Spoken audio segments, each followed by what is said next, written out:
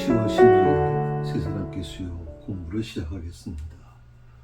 오늘은 지난주에 이어서 21절부터 오늘 공부하게 될 텐데요. 21절 가급적이면 한 번에 다 끝날 수 있을지 모르겠습니다만 아무튼 오늘 가급적 이 홍해에 대한 부분이잖아요. 그 홍해 도강에 대한 부분이기 때문에 참 드라마틱하고 정말 이런 어떤 이스라엘 백성들의 어떤 하나님에 대한 절대적인 신앙, 또 하나님께서 이스라엘 백성들에게 보여주셨던 그 하나님의 그 위대하신 모습을 오늘 이 땅에 살고 있는 우리들에게도 이루어지기를 간절히 소망합니다. 사실 신앙이라고 하는 건, 믿음이라고 하는 건 체험 없이는 불가능합니다. 제가 지난번 번능제일교회에서 60주년 설교를 하면서 제가 두 가지 사진을 한번 보여드린 적이 있어요. 그 첫 번째가 네스 호수의 그 괴물이죠. 어느 사진 작가가 찍었다 그러는 건데, 이제 그것이 사실이냐 사실이 아니냐라고 하는 것 때문에 한동안 굉장히 아주 대단했습니다. 그것은 정답이 없죠. 사실이라고도 한 것도 맞을 수 있고, 또 거짓이다라고 하는 것도 또 틀린 건 아닙니다. 둘 다 맞을 수 있고 틀릴 수 있습니다. 다만 한 가지 분명한 것은 불확실하다는 거죠. 그것이 확실한 거냐라고 얘기할 때는 자신 있게 얘기할 사람이 거의 드물죠. 그러니까 그런 부분, 우리가 같은 믿음을 바라보는 관점에서도 네스 괴물과 같은 그런 어떤 입장에서 보는 그 견해가 있고, 또 하나는 아스피린이라고 제가 한번 사진을 보여드린 적이 있어요. 그러니까 아스피린은 우리가 이제 열이 나거나 또 몸에 염증이 있을 때 먹는 약이 아스피린입니다. 우리는 너무 어릴 때부터 이 아스피린, 그러니까 항생제에 굉장히 좀 노출이 많이 됐죠. 그래서 이제 우리 몸에 그런 내성이 많이 생겼기 때문에 아스피린이 요즘에 와서는 그렇게 현대인들에게는 그렇게 큰 위치를 차지하는 약은 아닙니다. 그러나 동남아시아나 아프리카 같은 밀림 지역에 있는 분들, 이런 분들은 웬만한 병은 아스피린 하나 가지고도 다 치유될 수 있단 말이죠. 그래서 아스피린의 효능을 믿느냐라고 묻는다면, 그 아스피린의 효능을 경험해 본 사람들은 당연히 얘기합니다. 그건 사실이야. 그건 정말 좋은 약이야. 라고 얘기하잖아요. 우리가 이 믿음을 대하는 과정에도 마찬가지입니다. 믿음을 어떻게 바라보느냐는 것은 네스 괴물과 같이 그렇다고 얘기할 수도 있고 그렇지 않다고 얘기하는 정답이 없는 그런 과정의 믿음에 대한 모습을 갖고 있는 사람들이 있고, 분명한 난 아스피린과 같이 체험을 통해서 얻어진 믿음, 나는 하나님 한 분으로 만족합니다. 나는 그 하나님께서 원하시는 일을 위해서 내 모든 것을 다 드릴 수 있습니다. 이 세상의 명예와 이 세상의 모든 부귀 영화는 아무것도 아닙니다. 나는 하나님의 뜻에 따라 살겠습니다. 이런 고백을 할 수 있는 그런 분들이 참 아름다운 것이 아닌가. 그런 믿음이 지금 우리 시대에 가장 필요한 것이 아닌가 다시 한번 생각해 봅니다. 성도 여러분, 이제 추수감사 주일 아닙니까? 이번 주간이 추수감사 주일에 대한 저희 교회도 이제 작년까지도 그렇고 행사를 많이 준비했었습니다. 바비큐, 고기도 준비하고 여러 가지 행사를 준비했는데, 지금 요즘 경기도 많이 안 좋아졌고 여러 가지 그런 힘든 부분들이 많이 있어요. 이런 과정에서 프로그램보다는 추수감사의 그 본질의 의미를 찾는 게 중요하지 않겠나 하는 생각을 해봤습니다. 그래서 저희 교회에 이제 이번 주에 추수감사주일을 지킵니다만은 한 해 동안을 하나님 앞에 하나님과의 관계를 어떻게 내가 살아왔는가 하는 것을 한번 돌아보는 시간이 좀 필요하지 않겠나. 어떤 사람에게는 5달란트를 받아서 5달란트를 남긴 사람이 있고, 2달란트 받은 사람이 2달란트 남긴 사람도 있지만 1달란트 받은 사람이 또 결국에는 1달란트에 대한 불만을 가지고 땅속에 묻어버리는 그런 일도 존재하고 있거든요. 추수감사절은 어떻게 보면 5달란트 받은 사람을 바라볼 게 아니라 5달란트 받은 사람도 있고 2달란트 받은 사람도 있고 1달란트 받은 사람도 있습니다. 내가 만약 하나님께서 1달란트 주셨다면 그 1달란트 그 주신 이유가 있을 것이고 그것을 어떻게 내가 활용해서 주의 영광을 드러낼 것인가, 이것을 찾는 작업, 이것을 내 삶에 적용하는 과정이 추수감사절의 가장 큰 의미가 아닐까 생각을 해봅니다. 21절 22절 한번 같이 한번 읽어볼까요? 같이 있습니다. 모세가 바다 위로 손을 내밀매 여호와께서 큰 동풍이 밤새도록 바닷물을 불러가게 하시니 물이 갈라져 바다가 마른 땅이 된지라. 이스라엘 자손이 바다 가운데를 육지로 걸어가고 물은 그들의 좌우에 벽이 되었다라고 하는 말씀입니다. 자, 바다 위로 손을 내밀었다.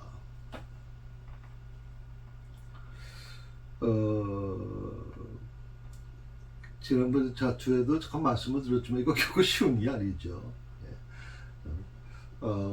모세가 밤새도록 손을 지팡이를 든 손을 내밀었다 하듯 홍해를 향해서,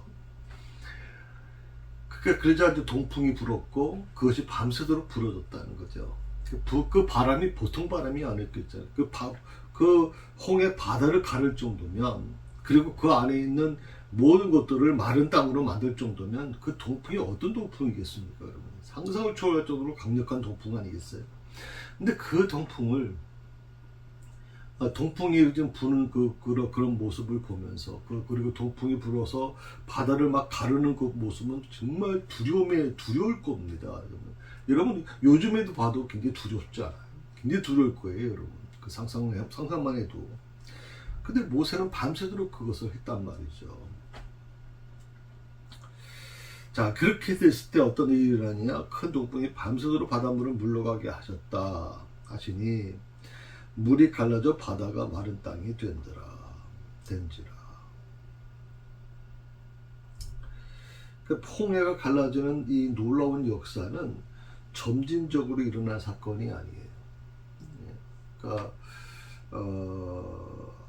어떻게 보면 그 한순간, 물론 시간적으로는 뭐 밤새도록이라고 표현을 했습니다만은 이건 어떻게 보면 그들의 삶 속에는 한순간이죠. 한순간 갑자기 일어난 사건이거든요. 그러니까 하나님께서 이스라엘 백성들과 함께 하신다는 그 증거를 보여주시는 과정. 그들 앞에는 분명히 홍해가 있었습니다. 그 홍해는 도저히 건널 수 없는 불가능한 것이죠. 그 불가능한 장벽이 그들 앞에 놓여져 있지만 하나님께서는 바로 그 불가능한 장벽을 뚫고 나가신단 말이죠. 홍해를 가르시는 거예요. 하나님의 방법은 분명합니다. 오늘 저희가 살아가면서 우리 삶 속에, 여러분의 삶 속에 이 홍해와 같은 큰, 내가 감당할 수 없는 장벽이 존재할 수 있어요. 그것이 가로막고 있을 수 있어요. 때로 그 장벽이라고 하는 게 물질적인 어려움일 수도 있고, 그것이 뭐는 내 건강의 어려움일 수도 있고, 또 자식에 대한 어려움이 있을 수 있고, 인간관계에 대한 어려움일 수 있겠죠. 하여튼 그 모든 과정에서 내가 넘을 수 없다고 생각하는, 불가능하다고 생각하는 그 장벽, 그 홍해와 같은 그런 문제를 하나님께 맡기고 하나님께서 기도하면, 다시 하나 말씀드리면 모세처럼 정말 그것을 믿고 하나님이 함께 해주실 것을 믿고 손을 바다 위로, 홍해 바다 위로 문제 앞에 내놓고 기도하면 어떤 일이 일어날까요? 상상할 수 없는 일을 하나님은 우리에게 허락해 주신다는 겁니다. 밤새도록 지팡이를 바다 위에 내밀었다는 것은 모세가 철야 기도했다는 뜻입니다. 철야 기도. 참 저희 교회도 이제 중부 기도자들이 철야를 하면서 이제 기도를 하죠. 그러니까 비록 소수지만 손가락 안에 들어있지만 그럼에도 불구하고 저는 이분들의 기도를 하나님께서 기쁘게 받으신다고 저는 믿습니다. 우리 성도들도 언제부터인가 이제 중보기도팀에 기도를 요청하는 경우가 좀 생기기 시작합니다. 교회 마치 저는 이 중보기도팀을 어떻게 좀 설명을 드리고 싶으냐면 군대에는 5분 대기조라는 게 있어요. 5분 대기조는 군화를 벗지 않는다 그랬어요. 군화를 벗지 않고 군복도 그대로 입고 잡니다. 여러분 생각해 보세요. 군화라고 하는 게 일반 이런 구두하고 달라서 굉장히 오래 착용을 하면 이 발이 막 무릅니다. 무좀도 생기고 굉장히 힘들거든요. 근데 그 신발을 벗지도 못하고 닦지도 못한 채로 그 신발을 신고서 잠자는 게 아니죠. 사실은 굉장히 어려운 겁니다. 그 왜 그러냐면 문제가 일어났을 때 5분 내로 출동을 다 끝내야 되기 때문에 그렇게 할 수밖에 없단 말이죠. 저는 이 중보기도팀은 바로 이 영적 5분 대기조다 그렇게 생각을 합니다. 그래서 성도님들도 여러분 혼자서 꿍꿍거리지 마시고 때로는 목사에게 그 기도 제목을 가져오시기도 하고 또 우리 중보기도팀에게 그 기도 제목을 줘서 나를 위해서 좀 기도해 주세요. 우리 가정을 위해서 좀 기도해 주세요. 지금 우리 사업이 좀 많이 어려운데 사업을 위해서 좀 기도해 주세요. 하는 이 기도의 협력자를 구하는 것은 굉장히 중요합니다. 제가 이 신방할 때마다 신방할 때 그 가정 신방 받는 가정에 그렇게 얘기를 합니다. 나 혼자 이 어려움을 이겨내려고 하면 많이 지치고 힘듭니다. 그러면 중보 기도자, 다시 말하면 기도 협력자를 만드십시오라고 얘기를 하거든요. 기도 협력자라는 게 굉장히 중요합니다. 그래서 제가 이런 얘기까지 하잖아요. 모시고 가서 한번 좀 식사 좀 한번 대접하세요. 나를 위해서 기도해 주시는 분인데 밖에 나가서 좀 맛있는 식사도 좀 대접해 드리면서 저를 위해서 항상 기억할 때마다 기도해 주세요라고 그렇게 요청하시는 게 좋습니다. 왜냐하면 저도 이따금씩 전화를 받아요. 왜냐하면 제가 지나왔던 교회들, 거쳐왔던 교회들, 권사님들이 저한테 전화해서 백 목사님을 위해서 제가 기도하고 있습니다 라고 얘기할 때 저는 그분의 얼굴도 좀 막연해요. 사실은 오래돼가지고. 근데도 불구하고 놀랍게도 저를 잊지 않고 기도해 준다는 게 너무 놀랍잖아요. 그런 기도 협력자가 있다는 것은 인생 속에서 내 삶 속에서 굉장히 큰 축복입니다. 특히 믿음 생활하는 데서 가장 큰 축복이라고 저는 생각합니다. 오늘 모세가 철야 기도를 했다. 그러니까 모세가 힘들 때 바로 옆에 아론과 홀이 늘 도와줬거든요. 여호수아가 이제 전쟁터에 나가서 전쟁을 치를 때 그때도 역시 마찬가지로 모세는 산 꼭대기에 이제 보이는 곳에 올라가서 이제 손을 들고 하나님께 기도하지 않습니까? 그 손이 들었을 때는 이스라엘 군대, 여호수아의 군대가 이기고 손이 내려가면 모세의 손이 내려가게 되면 여호수아의 군대가 지고 있었거든요. 그래서 그것을 보고서 이제 아론과 홀이 뒷받침해 주지 않습니까? 바위를 갖다 놓고 그것을 그 전쟁이 끝날 때까지 받쳐주지 않습니까? 저는 밤새도록 모세가 홍해를 향해서 지팡이를 든 손을 가지고 내밀었다라고 하는 이 표현이 사람이 어떻게 밤새도록 그렇게 가능하겠습니까? 빈손으로 해도 모르겠는데 지팡이를 들고 손을 내민다는 거 그건 못하죠. 사람이라는 건 불가능합니다, 여러분. 그럼 누군가 그 모세의 그 손을 붙들어주는 자가 있었다, 협력하는 자가 있었다. 그게 바로 아론과 홀이다라고 하는 겁니다. 내 인생에서 바로 아론과 홀과 같은 협력자가 있으면 얼마나 큰 힘이 될까요? 이거 굉장히 중요한 겁니다. 제 목회자들하고 같이 목사님들하고 같이 만나서 동기 목사님들하고 만나서 얘기하다 보면 교회를 큰 교회 뭐 3,000명 이상 되는 교회 담임 목사들도 있거든요. 후임 목사로 간 사람들이. 근데 그 친구들이 굉장히 힘들어해요. 당에 한번 여는 것 자체가 막 도사자에 끌려가는 것처럼 힘들다. 조기 은퇴해야 된다. 뭐 이러다가 내 수명 제 수명에 제 수명 못 살 것 같다. 뭐 이런 얘기들을 막 한단 말이죠. 그래서 그렇게 얘기합니다. 교회가 그렇게 3,000명 이상 되는 교회인데도 불구하고 목사가 믿고 얘기할 수 있는, 정말 목사의 마음을 시원케 해주는 그런 사람이 거의 없다고 얘기를 해요. 저희 교회는 물론 작은 교회입니다만은 한 사람 한 사람이 정말 목회자가 감동을 받을 정도의 사람들이거든요. 저는 우리 성도들이 비록 부자나 또 이렇게 여유롭게 사는 분들은 그렇게 많지 않잖아요. 이 청원리 자체가 또 그런 지역 아닙니까? 그렇지만 정말 마음에는 정말 사도 바울이 그 마음을 시원케 해준 사람들의 이름을 서시서에 올리거든요. 루디아, 그 다음에 브리스길라, 또 아굴라, 디도, 이런 사람들에 대한 얘기를 쭉 올려요. 그러면서 그들이 내 마음을 시원케 해줬다라고, 내 사역을 굉장히 도와줬다고 얘기를 하고 있거든요. 바로 이런 모습이 아마 아론과 홀의 모습이 아니었을까. 모세가 이런 분들 때문에 굉장히 큰 힘이 되었을 거다.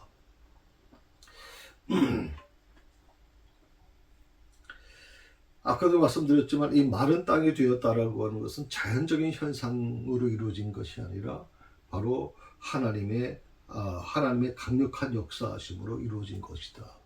자연적으로 이루어진 것이라고 하면 보통 조수간만이 이렇게 얘기하지 않습니까? 이게 바다의 물이, 우리나라도 이제 그런 게 있잖아요. 이렇게 물이 쭉 나갔다가 다시 들어오고.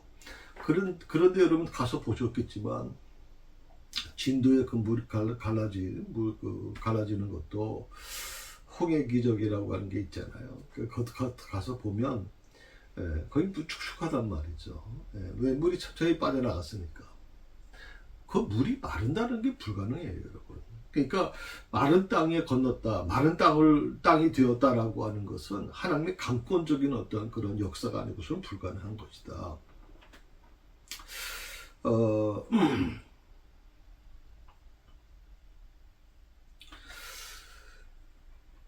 오늘 이 하나님께서 홍해를 마른 땅이 되게 하셨다라고 하는 이 부분에 대해서 우리가 이 부분을 꼭 기억해야 될 게 뭐냐면, 하나님께서 천지를 창조하실 때도 역시 마찬가지라 물이 한 곳으로 모이고 육지가 드러났다고 얘기하거든요. 창세기에 보게 되면 마찬가지가 이 창세기의 이 사건이, 창조의 사건이 바로 이 홍해 앞에서 똑같이 이루어지는 거죠. 그 마른 땅 좌우에는 물벽이 생겼다라고 하는 거예요.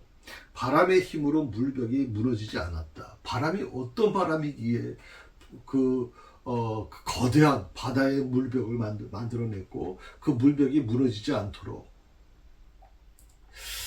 참 놀라운 거죠. 물론 그 사이가 수백만이 건너야 되기 때문에 거의 수킬로 가까이 됐을 거라고 그래요. 몇백 미터가 아니라 수킬로가 돼가지고 엄청난 규모라고 얘기하는데, 그래도 그 끝과 끝의 그 물 기둥은 굉장히 아마 마치 두부 자르는 것처럼 그렇게 되지 않았을 거 아니에요.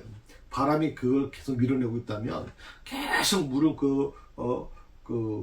오르락 내리락 하면서 넘실거리는 모습을 봤을 텐데, 그 안에 들어간다는 게 결코 쉬운 게 아니었겠죠. 여기서 가장 중요한 게 뭐냐면, 홍해 바다가 먼저 마른 땅이 되었고 그 위에 이스라엘 백성들이 지나갈 수 있도록 길을 만들어 주기 위해서 물을 양편으로 나눠서 좌우의 벽처럼 되도록 하셨다라고 얘기하는 거예요. 이게 인간적으로는, 세상적인 어떤 그런 상식적으로는 불가능한 얘기죠. 도저히 이건 상식적으로 이해할 수 있는 부분이 아니에요. 저는 성경을 여러분이 받아들이면서 이걸 상식적으로, 그래서 창조 과학회라는 것도 있잖아요. 성경은 과학적으로 문제가 없다, 그렇게 해서 얘기하는 분들이 있지만, 저는 성경을 너무나도 과학적으로 이걸 해석해 나가려다 보니까 오히려 그게 또 딜레마가 되는 것 같아요. 또 발목을 잡히게 돼요, 여러분. 성경은 물론 하나님의 창조의 역사이기 때문에 물론 역사에 근거하고 있지만, 그러나 이것은 믿음에 대한 문제, 신앙에 대한 문제거든요. 그 신앙에 대한 문제, 창조과학회가 그 과학 자체를 신앙으로 받아들일 것이냐, 아니면 그것을 통해서 우리가 성경을 신앙에 대한 부분으로 먼저 볼 것이냐. 여기서 굉장히 혼란이 오고요. 원래 처음에는 그런 게 별로 의미가 없었어요. 그런데 하도 진화론이 마치 정석인 것처럼, 진화론이 뭐 과학적이고, 뭐 우리 그 국회의원도 이렇게 얘기했습니다만, 그것도 뭐 목사 아들이라는 사람이 얘기한 거 아니? 그러니까 뭐 진화론은 당연히 교과서에 실려 있고, 그것은 세계가 인정해주는 과학이라고 생각하는 거 아니에요? 그런데 진화론이 과학이라고 믿는 사람이 과연 얼마나 있을까요? 어릴 때부터 그렇게 쇠뇌가 돼서 그렇지, 여러분. 사실 어떻게 보면 진화론은 창조론보다 더 어설퍼요. 굉장히 어설프고, 우리가 이제 어릴 때 그 배웠던 것은 뭐 우리 사람의 조상이 뭐 어디 뭐 네안데르탈 뭐 그런 어떤 사람도 있었고, 여러 가지 이제 독일에서 발견된 사람 뭐 또 그저 어떤 뭐 그런 여러 가지 우리 어릴 때 이제 그 학생 때 배웠던 기억이 있거든요. 그런데 얼마 전 요즘에는 애들이 그런 걸 안 배워요. 왜 그러냐면 그게 거짓말로 발견됐거든요. 학자들의 양심을 속이고 마치 그것이 뭐 사람의 조상인 것처럼. 요즘에 또 뭐 그런 거인에 대한 그 뼈가 있어요. 유골이 발견됐는데 거인족이. 그러니까 뭐 성경의 거인족의 그 근거다. 뭐 이렇게 얘기하는 사람도 있는데, 저는 우리가 너무나도 성경을 과학적으로 이걸 해석해 나가려고 그러면 또 다른 올무에 잡히게 될 겁니다. 그래서 우리가 성경을 물론 과학을 완전히 배제될 수는 없어요. 성경은. 그건 역사이기 때문에 반드시 그건 이루어질 수 있지만, 그러나 과학보다 더 중요한 게 뭡니까? 예, 신앙이거든요. 우리는 하나님의 말씀에 대한 신앙. 이게 굉장히 중요하다고 저는 생각을 합니다. 자, 하나님께서 홍해 바다를 가르시고 거기에 200만이 넘는 사람들, 또 짐승까지 가게 되면 뭐 수백만이겠죠. 그런 이스라엘 백성들과 또 어린아이들, 노인들, 또 환자들, 또 달구지, 뭐 가축들, 그 어마어마한 규모의 그런 어떤 이스라엘 그 백성들과 그 짐승들을 건너게 하셨다. 단 한 마리도, 단 한 사람도 상하지 않게끔 만들어내셨다. 이분이 바로 누구냐? 바로 전능하신 하나님이라는 거예요. 전능하신 하나님. 내가 믿고 있는 하나님이 바로 그런 분이다. 성경은요, 이 홍해 사건을 기록하면서 그래 흥미거리로 이 홍해 사건을 기록한 게 아니에요. 이 사건을 통해서 우리에게 말씀하고 계시는 거예요. 하나님께서 나에게 지금 말씀하고 있는 거예요. 너희 인생에 홍해를 만났어? 염려하지 마. 이스라엘 백성들이 어떻게 홍해를 건너게 됐는지 이 말씀을 통해서, 너가 역사를 통해서 보란 말이야. 하나님이 택한 백성들을 하나님이 어떻게 책임져 주시는지 똑똑히 보라는 거예요. 그러므로 너의 삶 속에 홍해와 같은 문제를 만나더라도 두려워하지 마라. 나는 전능하신 하나님이다 라고 분명히 말씀하고 있는 거거든요. 모세의 기적은요, 지금도 저는 일어날 수 있다고 믿습니다. 그게 바로 우리가 믿음의 사람들이 가져야 될 마음의 자세라고 생각을 해요. 기적은 성경에서만 활자로만 기록된 게 아니라, 그것은 지금도, 수천 년이 지난 지금도 저는 일어나고 있다고 믿고 있습니다. 여러분이 보이지 않는 하나님을, 그래도 이스라엘 백성들은요, 그래도 이런 사건들을 경험하면서 하나님을 알아갔지만, 우리는 보이지 않는 하나님을 믿어요. 보이지 않는 하나님을 의지하고 살아가요. 그분을 바라보면서 어떤 이 세상의 불이익을 경험하더라도 기쁘게 그 불이익을 감당해 나가고 있단 말이죠.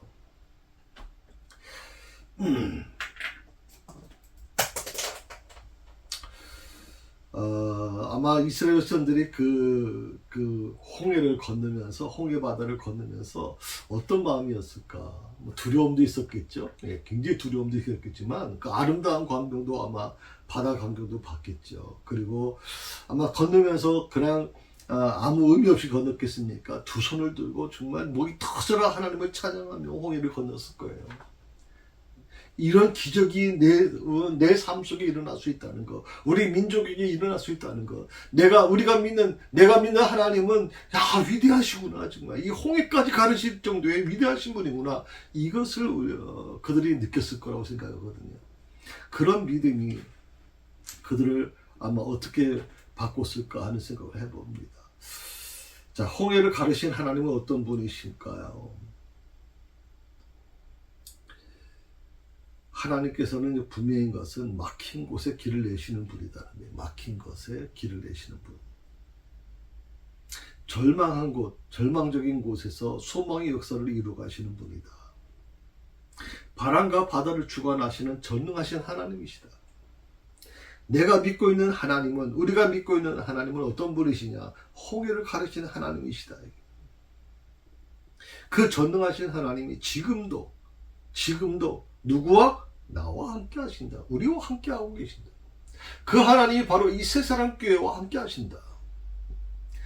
저는 그렇게 마음을 가져요.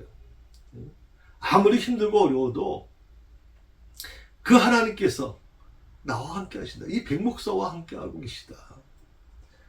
내가 믿는 하나님은 홍해를 가르치는 하나님이시고 바람과 바다를 주관하시는 전능하신 하나님이시고, 내가 믿는 하나님은 절망적인 곳에서 소망의 역사를 이루시는 분이며, 내가 믿는 하나님은 막힌 곳에 길을 내시는 하나님이시다.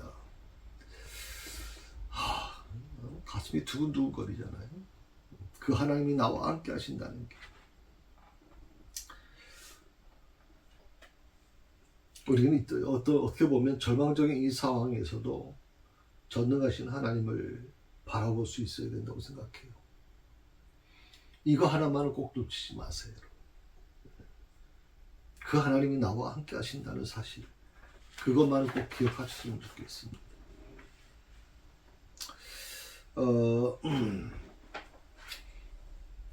23절에서 25절에 있는 말씀을 한번 같이 보십시다. 같이 있습니다. 애굽 사람들과 바로의 말들, 병거들과 그 마병들이 다 그들의 뒤를 추격하여 바다 가운데로 들어오는지라. 새벽에 여호와께서 불과 구름 기둥 가운데서 애굽 군대를 보시고 애굽 군대를 어지럽게 하시며. 25절입니다. 그들의 병거 막기를 벗겨서 달리기가 어렵게 하시니 애굽 사람들이 이르되 이스라엘 앞에서 우리가 도망하자. 여호와가 그들을 위하여 싸워 애굽 사람들을 치는도다. 아멘. 참 홍해가 갈라지고 바닥이 마르게 된 거, 이건 누구에게나 이루어진 게 누구에게나 주는 혜택이 아니에요. 분명히 기억하셔야 되는 게, 홍해가 갈라지고 그 홍해 바닥을 마르게 한 그 사건은요, 하나님께서 누구를 위해서만? 이스라엘이 선택된 이스라엘 백성들을 위한 것이에요. 선민을 위한 것이에요. 나의 택한 백성들을 내가 결코 잊지 않으리라고 말씀하시는, 그 성경 말씀에 끊임없이 얘기하는 게 뭐냐면, 내가 택한 백성들을 내가 잊지 않을 것이다 라고 말씀하시잖아요.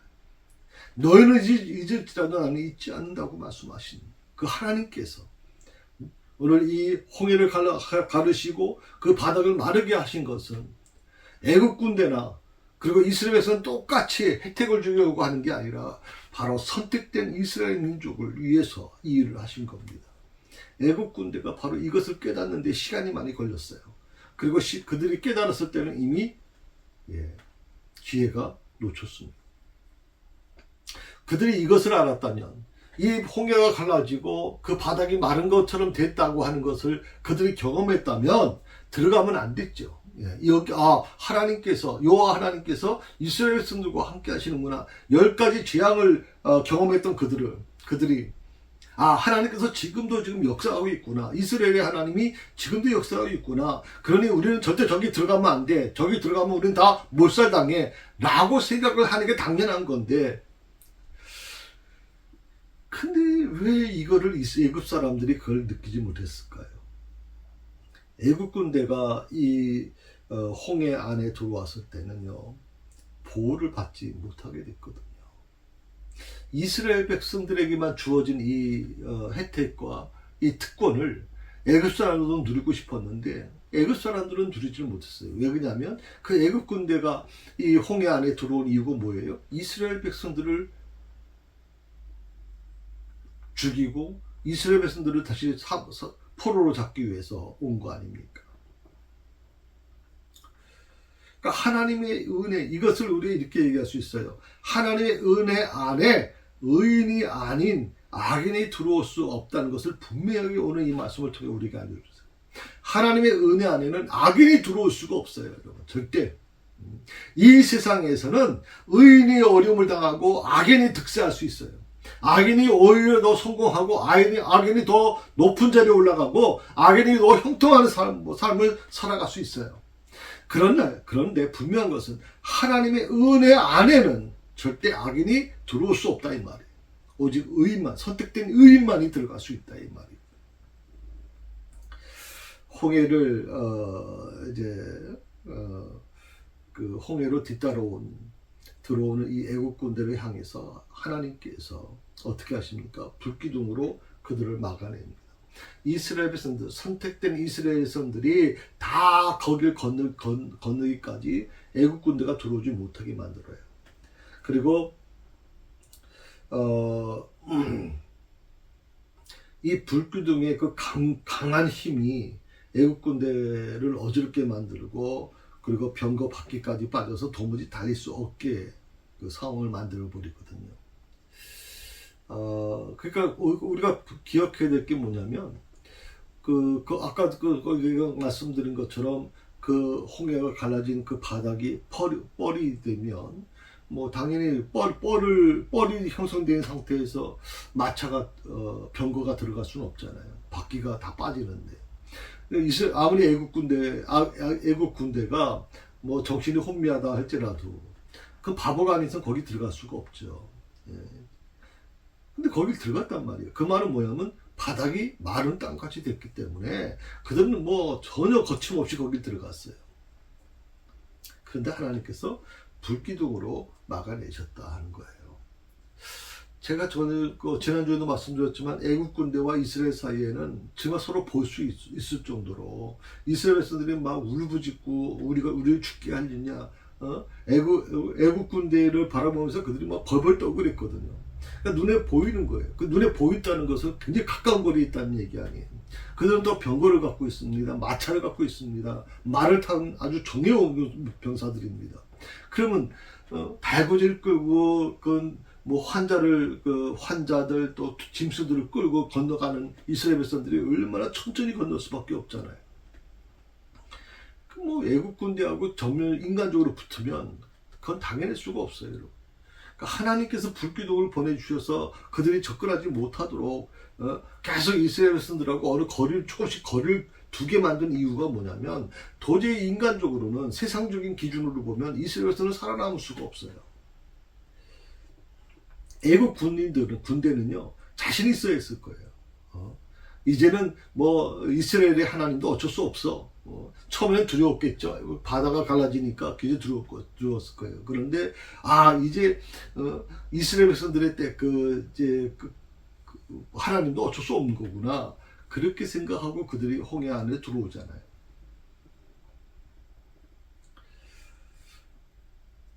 근데 하나님께서 불기둥으로 보내주셔서 마른 땅과 같았던 것이 오히려 펄로 바뀌어버립니다. 뻘로 바뀌면서 어떻게 됐어요? 그 애국 군대의 병거들이 전부 다 거기에 갇혀버리게 되는 거죠. 또 뻘에서 말들이 달릴 수 있습니까? 못 달리거든요. 그때서야 애국 군대가 깨닫습니다. 여호와께서 하나님께서 이스라엘을 위하여 자신들을 치는구나. 그걸 깨닫고 다시 도망가려고 하는데 너무 깊이 들어와 버린 거예요. 들어올 때는 병거를 타고 들어왔고 들어갈 때는 말을 타고 들어왔지만 돌아갈 때는요 거기 빠져나가려고 할 때는 병거도 다 뻘에 묻혔고 뭐 말도 이제 움직일 수 없을 정도가 돼버리니까 그들이 지금 뭐 맨발 두 발로 이제 도망가야 되는데 도저히 그 시간적으로 감당할 수가 없는 거예요.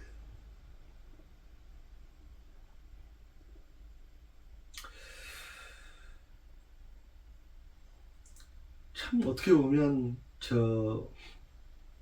이스라엘을 따라서 바다 가운데 들어왔다는 것도 놀랍고요. 그리고 이스라엘 사람들은 백성들은 이제 걸어서 가고 있고 애국 군대는 병거를 탔잖아요. 곧바로 잡을 수 있다고 생각을 했는데 이게 바로 인간적인 생각의 한계라고 저는 생각을 해요. 아, 이제 끝났어. 우리가 얼마든지 해낼 수 있어. 왜? 우리한테 병거가 있고 우리는 말이 있으니까. 또 이런 훈련을 너무나 많이 했기 때문에 아무 걱정 없어라고 생각하는데 놀랍게도 하나님은 그들의 그 병거 바퀴를 벗겨버리시거든요. 어지럽게 만들어 버립니다. 그리고 하나님이 친히 애국 군대와 싸우셨다라고 성경은 그렇게 얘기하고 있는 거예요. 하나님이 친히 애국 군대와 싸우셨다. 왜? 이스라엘 백성들은 싸움을 몰라요, 여러분. 일평생 400년 동안 노예로 살아왔던 사람이 전쟁을 하는 무슨 훈련을 배웠겠어요? 무슨 칼을 쓰는 훈련을 배웠겠어요? 하나님께서 애국 군대와 직접 싸우셨다. 이 애국 군대는요, 하나님이 이스라엘 위해 싸우시는 것을 이제 두 눈으로 목격하게 되죠. 그리고 애국 군대는 이스라엘 앞에서 도망하려고 지금 몸부림치고 있습니다. 그런데 이미 때가 늦었다라고 하는 것이죠. 참 이 부분이 굉장히 좀 중요한 것 같아요.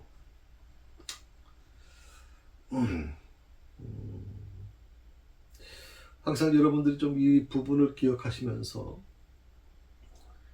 관심 가지고 좀 보시면 좋겠고요. 특히 홍해에 그 도강하는 과정은 우리에게 신앙적으로 많은 것을 지금 알게 줍니다. 우리 삶에 홍해와 같은 그런 일들은 얼마든지 있을 거예요. 물론 인생에 이렇게 자주만 나아가는 건 어렵겠지만 누구나 다 홍해와 같은 어려움을 한 번씩은 다 겪어봤을 겁니다. 도저히 어떻게 해볼 수 없는, 내 힘으로는 어떻게 해볼, 내 지식으로, 내 경험으로, 내 판단으로 어떻게 해볼 수 없는, 이제 끝났구나 라고 생각을 할 때 사람들이 갖고 있는 마음이 어떨까요? 누구에게도 도움을 요청할 수도 없고, 이제는 바로 앞에는 홍해가 오르막히고 뒤에는 바로의 군대가 쫓아오고 이제 더 이상 피할 곳도 없는 이런 상황 속에 놓여지게 되면 사람들이 생각하는 것은 과연 뭘까요? 오늘 하나님께서는 바로 그런 처지에 있는 우리에게, 또 그런 처지를 만날 수 있는 우리에게 오늘 이 홍해 사건, 홍해 도강 사건을 통해서 우리에게 하나님은 말씀하고 계시는 거예요. 그 말씀이 뭡니까? 내가 전 세계의 가장 강력한 애국 군대를 그 홍해 안에 가둬서 그들 중에 살아남을 사람이 없을 거라고 얘기할 정도로 강력하게 그들을 무찌르겠다고 말씀하시는 거죠. 너희가 싸우는 게 아니라 내가 싸운다. 하나님이 내가 대신 너희를 위해 싸우시겠다 말씀하고 계시는 거. 오늘 이 말씀을 여러분 신앙으로 받아들이신다면 여러분의 삶 속에 어떤 어려움이 있다 할지라도 그 어려움을 극복하게끔, 그 어려움을 이기게끔 방법을 제시하시고 또 나를 대신해서 그 어려움과 싸우시는 하나님이 지금도 함께 하신다는 사실을 우리 새사랑교회 성도님들은 꼭 기억하셨으면 좋겠습니다. 날씨가 이게 종잡을 수가 없네요. 너무나도 갑자기 추워졌다가 갑자기 더워졌다가 몸이 견뎌낼 수 없을 정도가 되는 것 같아요. 저도 이제 등에 담이 와서 처음에 굉장히 좀 힘들었습니다. 그런데 이 평소 때 느끼는 담하고 다르게 왼쪽 팔 전체가 다 저려오고 통증이 와서 제가 좀 큰 병원에 좀 갔었어요. 그랬더니 대상포진으로 이제 진단이 나와서 지난 한 주간 동안 정말 이 대상포진과 싸우면서 굉장히 힘들었던 부분이 있어요. 지금은 많이 완화됐고 회복이 거의 다 돼가고 있습니다만 이 어려울 때 여러분 좀 많이 건강 챙기시고 특히 대상포진이라는 게 더위 속에 더운 여름에 많이 생긴대요. 그러니까 대상포진하고 이 더위하고 연기가 많기 때문에 우리가 이 올 한 해 정말 더위와 많이 싸웠잖아요. 그러니까 혹시 여러분들 미리미리 건강 챙기시고 그런 어려움이 없도록 미리 준비하시면 좋겠습니다. 예, 오늘은 여기까지 하겠습니다. 수고하셨습니다. 기도합시다. 홍해를 가르친 하나님 아버지, 그 하나님은 나에게 어떤 분이실까요? 이스라엘 백성들에게 있어서 그 하나님은 그 모든 홍해를 가르시면서 절망적인 곳, 그 절망적인 것을 소망으로 바꾸시는 그 하나님인 것을 분명하게 말씀해 주셨습니다. 바람과 바다를 주관하시는 그 전능하신 하나님이심을 이스라엘 백성들에게 보여주셨습니다. 주여, 사랑하는 성도들의 삶 속에 홍해와 같은 정말 힘든 일들이 이 아버지 안에 있는 그 홍해와 같은 그 어려움을 겪는 성도들이 아마 있을 줄 압니다. 하나님 저들과 함께하여 주셔서 그 어려움으로부터 하나님 건져주시고 이스라엘 백성들 중에 단 한 명도 짐승 한 마리도 하나님의 상함이 없도록 모든 것을 하나님께서 인도해 주신 것처럼 저희 삶에도 그 은혜가 임하게 하여 주옵소서. 이스라엘과 아버지 하나님의 애굽 군대 사이에 불기둥으로 막아주신 하나님께서 아버지 하나님 저희 모든 삶에도 그런 은혜가 임하게 하심으로 인해서 아버지 하나님의 모든 주변의 사람들이 당신과 하나님이 당신과 함께하고 있다는 것을 아버지 하나님 고백하는 그런 믿음의 아름다운 모습이 될 수 있도록 축복해 주옵소서. 감사하며 예수님의 이름으로 기도드립니다.